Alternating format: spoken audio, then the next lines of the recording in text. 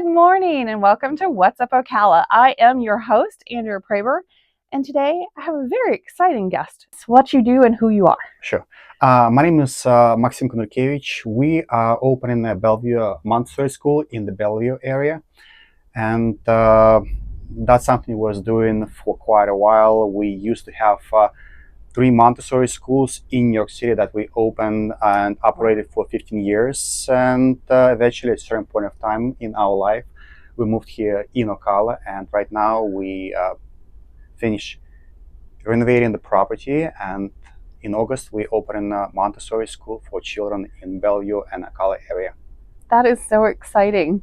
So why did you pick Bellevue? In a way, we was looking at the market, and we know there's a couple of Montessori school exists here in Ocala. One on Silver Spring Boulevard on the north, another one close to On Top of the World area. Mhm. So it seems that the Bellevue area on the opposite side of Ocala are lacking any Options. similar. So we decided to search in that particular area, so to Mhm. provide the parents with options to go and send the kids to Montessori school. Yeah. In that area. That's a really good idea. I know I used to live out in Silver Spring Shores. This was several years ago, but I lived out in Silver Spring Shores and when my daughter was a toddler.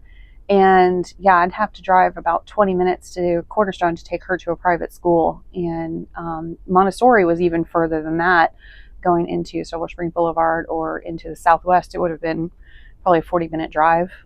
Easily. So to have something in Bellevue, that's really only about 10 minutes from the shores. That's fantastic. It is. And from our experience, we know that when we also had schools in New York, it seems that lots of people choosing school close to where they live, but at the same time, when the people start looking at the different options during the schools, they realize the schools are different. And some parents actually put the efforts and driving 20, 40 minutes to get to a particular school. Easily. Yeah, it's amazing what a parent will do in order to give their children a great education. It's really amazing. But what you said you were renovating a building. Where exactly is the school located? It's on 441 highway, just across from Bellevue Santos Elementary School. Oh, okay. Currently, we finished one, and we're going to be opening a program for preschoolers from 2 to 5 years of age. Once we're going to start this one, we're going to do renovation of the second building, and we're looking to offer nursery for the infant and toddlers, and eventually our goal to build another building and offer elementary grades. Okay, well, there's not. I don't want to put down anybody. That's definitely not what this show is about. But as a parent, I have noticed that there are not a lot of options for education within the public school system for children ages 2 to 5. And I've always heard that if you put your efforts and money and time in when they're that age, you will definitely save yourself time, money, and effort when they're college age. A lot of parents will put money in to a huge college education, but they just have their child in like a regular daycare without a huge educational component when they're very young. But what have you found? I mean, obviously this is something that you're putting forth effort in from 2 to 5. That's an age range most people don't really think of education for that age range. They think of daycare or supervision. So what's the difference? Yes, in a way, you're correct. Like most of the preschools, they consider the daycare center. And when people thinking about that, they're thinking about providing child with a safe environment. They will be able to enjoy their time, play with kids, and eventually come home happy. And that's what most of the preschool they're doing. They're trying to satisfy that need. At the same time, that's probably the most crucial age for the children, where they start forming their minds, when they start learning basic skills, basic knowledge. And at a certain point, one child doesn't learn certain skills at certain age level, it's like they missing or having a gap in their educational life. Like we all know a story about Mowgli. About Mowgli. Oh, Mowgli, yes, yeah. Okay. And it's actually fine to be true. If the child doesn't grow up in a society, doesn't hear the speech of the people, and eventually if the person is going to be found after they become like 11, 12 years of age, they won't be able to learn the language properly, and they won't be able to become part of society because simply they miss that crucial period of their life when they should be acquiring that knowledge and skills. And that's very similar with the preschool education. So when a child 2 and 3 years of age, they start learning basic knowledge, such as what is big and small, thick and thin, long and short, concept of shape, colors, numbers. And if you kind of try to skip that period, yes, eventually child will learn, but it's going to create, I wouldn't say necessary mess in their head, but it won't be as organized. It's organized, yes. It's a period where they organize in their mind, and we'll help them to do that. That is amazing. That's amazing. Yeah, I definitely have found that myself, it was much easier for me to learn a second language in my youth, whereas now I'm just trying to, just take a refresher, and it just doesn't stick as much as it did back then. It's crazy. But then I see children that are 3 and 4 years old, and they can speak 2 and 3 and 4 languages fluently just because they're exposed to it. Exactly. It's amazing. They're like little sponges at that age. It's amazing. Yes, and that's what we're using in our preschool. We allow the children to explore, learn from the environment. One of ideas is to prepare the environment where children are going to be exposed to different materials, to different knowledge, and will be able to try it on their own through hands-on experience, playing under the guidance of the teachers. So we constantly help them and guide them. And one of the principles of Montessori education is for the teachers or for educators is to follow the child. The child really shows where they stand, what they can do, what their interests are. Maybe they're going to show what their problem areas are. And as an educator, we have to see that and help them. Where did you get your enthusiasm for Montessori? It's kind of a long story, but partially it was my mom who was an educator. She was a preschool teacher for all her life, and I also went to get my degree in early childhood education. And at a certain point of time, we was working together and was building our schools. And I was in the classroom, learning from her, learning from other teachers, and I see what amazing results we can achieve by actually helping the children and guiding them, comparing to what we experienced in the past and what I experienced as a student in traditional public schools, where everybody has to follow the same curriculum. And it's part of my desire to move forward and build the schools, not just one, but 2 and 3, and eventually move on in that direction. Not only that, my wife, Varvara, she also got her degree because she was seeing the results that we was able to achieve with children. She got her master in early childhood education. She got her master in Montessori education, and Wow. kind of it's a family dynasty, like going and teaching children. Wow. So that's amazing to have that as a family legacy. That really is. So what's the difference? I know there's a lot of people, they're moving to Ocala, they're considering their options. They're moving to the Bellevue area, maybe they're working in the villages or something like that. What is the difference between a Montessori education for just basics? One of the basic thing is a child-driven method, where children free to explore the environment through hands-on experience, through movement. Child can be growing in social environment well prepared. They're going to be learning basic necessary skills for the child at that age. And that's going to be happening naturally, where the teacher going to be, as I mentioned before, observing what child capable of, and will be able to help the child to choose, we say it, activities, not the game, activities that are going to help them to move forward. Probably I was trying in a way like bring some of a couple of materials from our school to give an example. Please. Yeah, sure. When the children come to a school, they really like to play, and that can be considered be like one of the toys. And when the parents comes to the school, they see materials on the shelf, say, "Oh, it's toys, great toys. Kids really gonna enjoy, have fun." Sure. And we call it materials because we don't call it toys, because with every activity that's happened in Montessori classroom, it's always going to be a goal. What we're trying to achieve with the child. Child comes and start going around the classroom, taking different materials because he likes to explore, he likes to play. The mind is very curious, and eventually we'll try to guide them to certain things. And we see Sure. what child can do, maybe child have certain difficulties, and that's going to be a good example.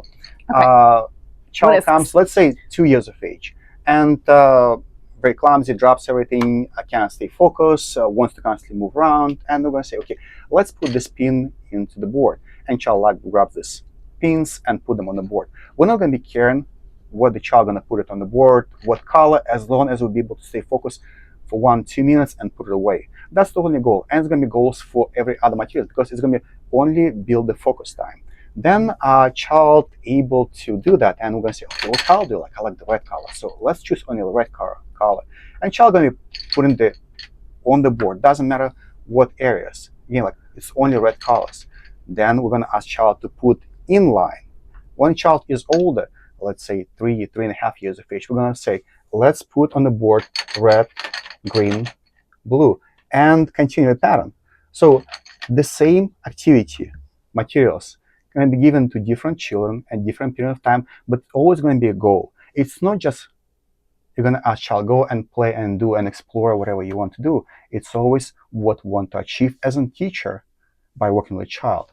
One of the problems or difficult areas for most of the preschool teachers, and actually it's also the same problem for many school teachers, it's classroom management and behavior in the school. And the reason for that behavior issue is that children too boring or frustrated. Right. If you're gonna say to a child, do anything you want, you don't know what to expect, and child maybe choose something and become very silly with that. It's boring, Right. become playful, and it may lead to misbehavior. Child may like certain things, like it's colorful, it's beautiful, certain activity, he wants to work on that, but it's too hard for the child. And child gets frustrated, angry because he can't complete, he can't do that. It's like he see other children can do that, he can't. And again, anger leads to misbehavior. So by helping children, guiding them, very natural, like helping, okay, let me show you, let me help you, let's try something else, let's try to do this one. We keeping them in the situation where we challenge them all the time, but not keep them boring and not keep them really overwhelmed by the materials, by the knowledge. Yeah. And that helps to avoid the problem with behavior, and that's helps the child to realize I can do that. I'm capable of finishing certain activity. I can do it really well. I can see my own mistakes, and children get really happy and excited about that. Children do consider that as a play. They really seeing that all this activity is something as toy. They're playing with them, they're enjoying. But we as a teacher will see that it's materials, it's educational component, and that's what we want to achieve. And for every single child, there's always a notebook, like where we write what our goals are, what we're trying to achieve, where we stand. And traditionally, when you come to the classroom, Montessori classroom, you're going to see class full of children. It's going to be 12, 15 kids in the classroom. Some going to be sitting at the table, some going to be sitting on the floor, on the mats, and every single child going to be engaged with different activities. That's going to be appropriate for them for the age and developmental level. Children going to be mixed age, going to be 2, 3, sometimes 4 years of age children working in the same classroom, because again, every single child have its own much curriculum. So, for example, my daughter, when she was a toddler, I put her into a private school, and she did fantastic with that and everything. But we did have a hard time for her to matriculate into public school system once she was eligible to go into the public school system. So she struggled. She got very bored very quickly, and of course, when children get bored, they get into trouble. So she had another little girl that was the same age. They were both 5 at the time, and they started teaching all of the other children curse words and how to spell them. So she never used those words. We never used those words, but they apparently thought this was a brilliant idea to do with their time because they were bored. They were absolutely so bored. She was reading at a 2nd grade level, but she was only allowed to read her kindergarten level. So it was very difficult for all of us at the time. They eventually did move her up a grade, and she did very well after that. But what do you do to prepare children to to go into the public school system? Is that even something? Because you go up to 5 years old, Right right? now, up to 5 years of age, and it is present a challenge Mm-hmm. for many parents and for many children who graduated from good program from Montessori schools. And one of the idea is behind Montessori education is not to teach the child certain set of skills, Mm-hmm. to prepare the child like they do in the public school for certain tests, so the child will be able to score really well and can consider bright Oh, and smart. don't get me started on the Yeah, state tests. and the idea is to teach the child how to learn on their own, how to be independent. So, Mm, for example, even like with this one showing, like child going to be learning about colors. It's not going to be just one material. It's going to be like many different materials. All other materials that can be used for that are going to address the same concept of color or the concept of number or shape. So, child get used to address these similar problems, similar uh, task by using different materials and different approaches. And eventually, that's help the child when they go into the school to really assimilate and feel comfortable being in environment. Yes, unfortunately, there is an issue that public school they do follow curriculum, and that meaning that teacher doesn't really care most of the time that certain children are going to be more advanced or certain children are going to be like maybe yeah. lacking certain skills. They have to move on based on the curriculum because it's imposed by the state, Mm-hmm. and that can present a problem. So it's really hard to say how to address it. From our previous experience in New York City, pretty much all the graduates from our Montessori school were accepted to gifted and talented program. It Mm. doesn't mean that they was gifted and talented. They just were prepared to go to the school, and Yeah. they all were doing really great. My Yeah. kids, I have two of my own. I have my son who is 16 years of age, my daughter who is 12 years of age.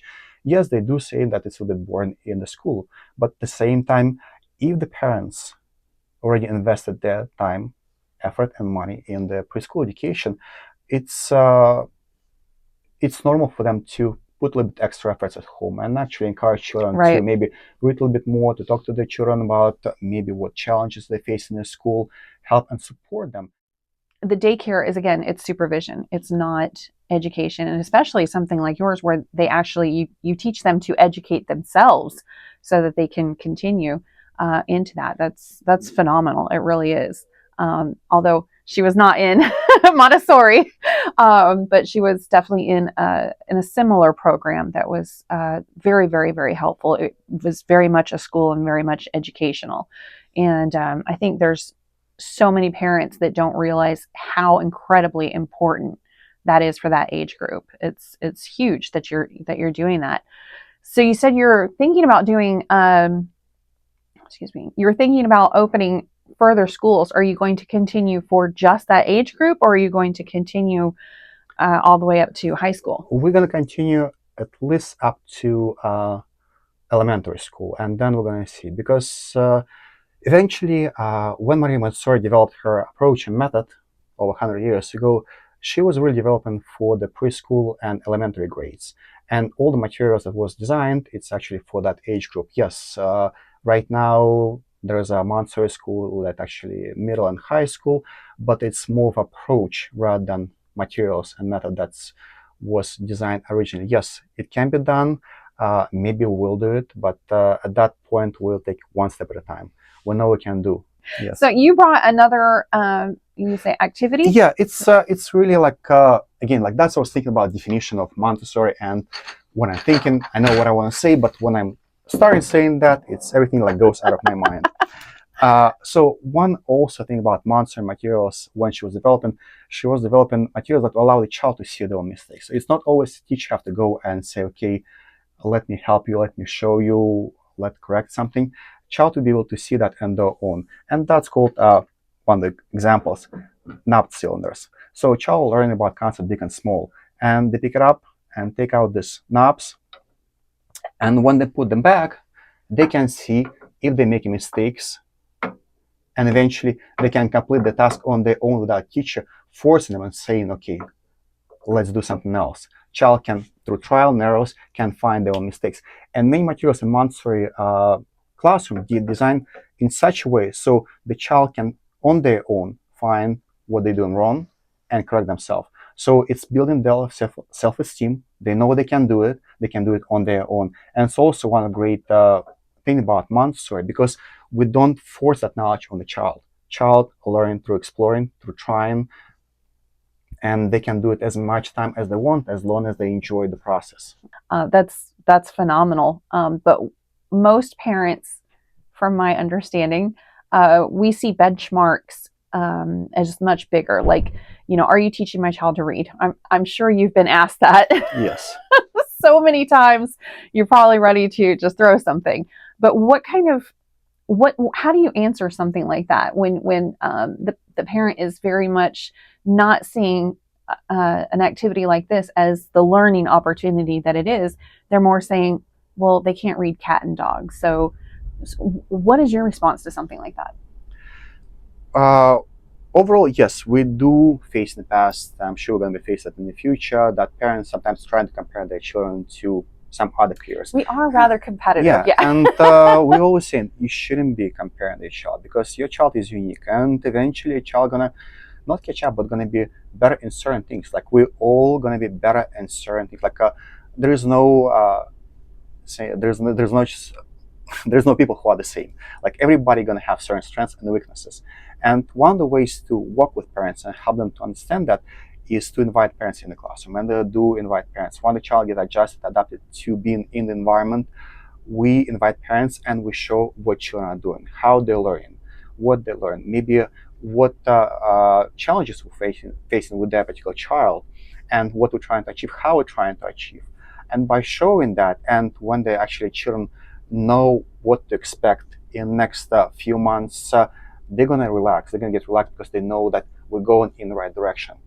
For example, many preschools, what they like to do, they like to provide reports and really nice and cute artwork that was done by the child, supposedly. Yes, I have drawers and drawers full of it at Yes, home. Yeah. And even like when we see that artwork, it's always a question: who is that made that artwork by? By a teacher or by the child? Because lots of them, especially for 2 and 3 years of age, it's very organized, very nicely, neatly done. And I know teachers, when they sit with the child, they got in their hand, helping them to do it. So eventually, parents gonna be happy with the results.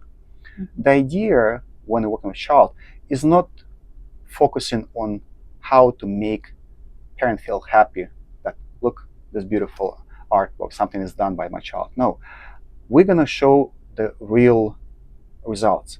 Initially, when child comes, and parents get every single week the folder with something child do in the school, and initially it's gonna be just rip up the paper. It's gonna be scribble, scrabble, kind of meshed around. But something a child does. Something a child does. Yeah. But at the same time, time pass by, and the parents gonna see that improvement, and 1-2 years down the road, they're gonna see the huge difference, and they're gonna know that's what my child is doing. That's my child's progress. And we're not trying to make it presentable. We're trying to show like what we do, how we do, and we help parents to understand like maybe sometimes why the child acts in a certain way, why the child does certain things, and what can be done in order to alleviate that problem, to make it smooth certain transitions. It's not only teaching the child, but it's also teaching children, teaching adults, parents, what to expect, and when the child is growing. Not every child is meant to draw inside the lines. Many children are not. They're created to make their own lines. Yes, but at the same time, drawing within certain boundaries, tracing is crucially important because it does prepare the hands for writing. And at a certain point of time, when a child, for example, knowing letters, numbers, if the hand is not able to put that information on the paper, that's going to slow further progress, because childs need to have that skills in order to move forward. So fine motor skills and helping child to develop that skills, help child to draw using the scissors, cut the paper, rip the paper. It all helps and prepare the hands for writing, which is important. Yes, children not always want to, not really enjoy it, maybe sometimes doing something else, but again, like just working and using pen, pencil, scissors help prepare a child for the further. Fascinating. That is absolutely All of it is just fascinating. I definitely did not have the temperament to be a teacher of small children, so hats off to you, because the level of patience involved is far beyond anything. I have a hard enough time teaching adults how to real estate. So it's what you do is so incredibly important. So we greatly appreciate that you're doing that for Marion County and for the children in Marion County as well. So if you could tell the parents that are considering moving to Marion County, uh, what would you encourage them to do? What would you like them to know about your school or about Marion County as somebody that's fairly recent to our area? As far as Marion County, it's a really beautiful place to live. I really enjoy it, especially after moving up from New York City, Oh yeah, which was also enjoyable at a certain point of time. But eventually, when you have family, you just want to feel more relaxed and don't spend so much time in traffic. Even though right now it's become like don't very let's not busy. mention the traffic Yes. right now. But as far as schools, uh, when the parents choosing preschool education for a child, uh, don't just visit one and two, visit different options. And sometimes you're going to see, okay, this school is maybe a little bit too expensive for us. But even just to educate yourself, to see what the difference, go and visit that school, schedule a tour. Because sometimes you can be surprised. Go explore, go try it out. Don't just like think, okay, this is a little bit too expensive and we're not going to go, not going to try, not going to see what are there. Yeah. I've found through my own experience that although private school uh, sounds very expensive, we'll say it sounds very elite, but really it's not that much difference price wise from daycare. It really is. It's not. Yes, So, and there is a reason why there is a little bit more. And the biggest investment for the school is the teachers.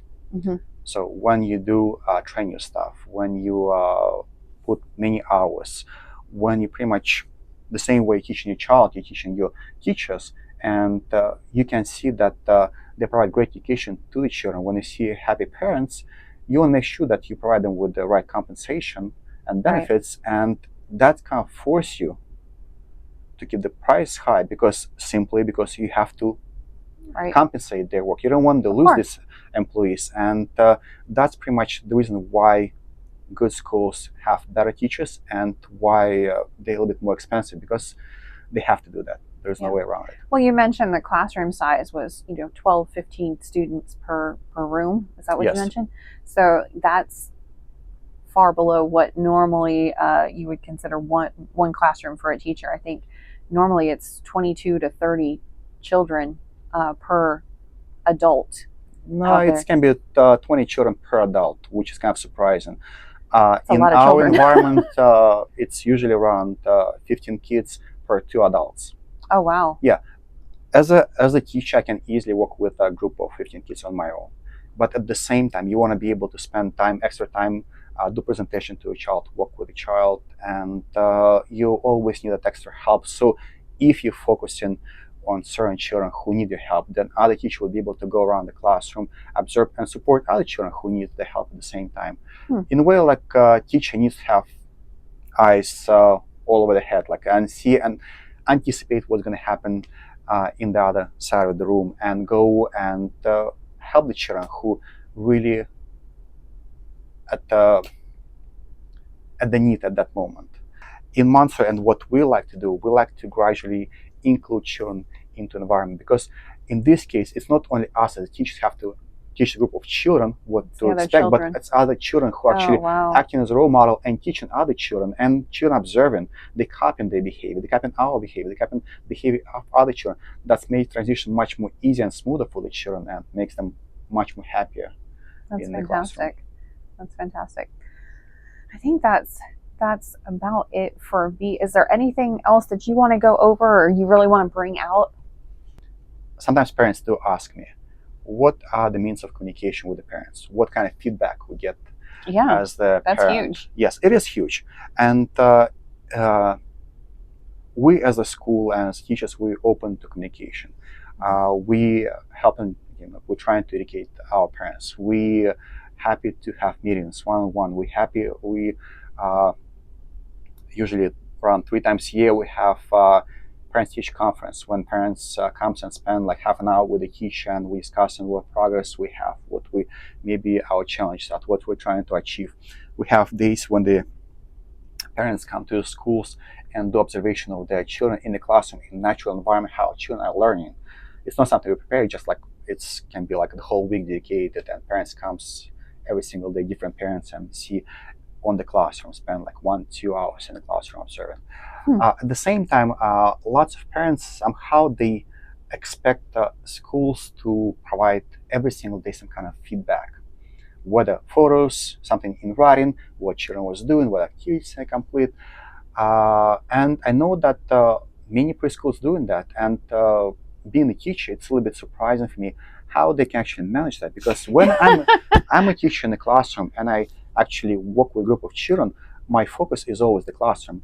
My Right. always goal is to make sure that I help every single child and guide them, and I do spend all my time. It's not always enough time actually to spend all this every single minute with a child.